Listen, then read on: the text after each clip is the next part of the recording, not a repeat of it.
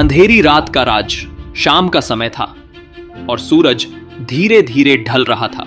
छोटे से गांव की गलियों में सन्नाटा पसरा हुआ था। रमेश, जो गांव का एक साधारण किसान था, अपने खेत से घर लौट रहा था।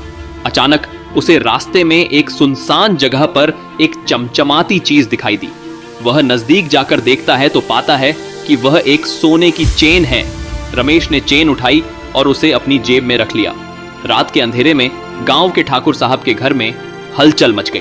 ठाकुर साहब की पत्नी की सोने की चेन गायब थी।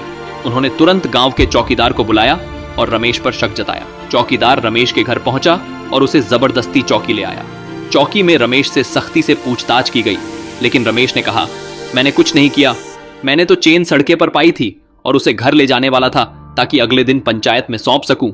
लेकिन चौकीदार ने रमेश की बातों पर यकीन नहीं किया और उसे जेल में डाल दिया। रात में ठाकुर साहब के बेटे ने सच का खुलासा किया। उसने घबराते हुए स्वीकार किया कि उसने मजाक में अपनी मां की चेन छिपाई थी और भूल गया था कि उसने कहां रखी थी। जब सच्चाई सामने आई तो चौकीदार ने रमेश को तुरंत रिहा किया और उससे माफी मांगी। रमेश ने ठाकुर साहब से कहा, इस बार तो मुझे माफ कर दिया, लेकिन अगली बार अगर किसी की ईमानदारी पर शक करो तो उसकी बात जरूर सुन लेना। इस घटना के बाद गांव में रमेश की ईमानदारी की प्रशंसा होने लगी और उसे सबके सामने सम्मानित किया गया।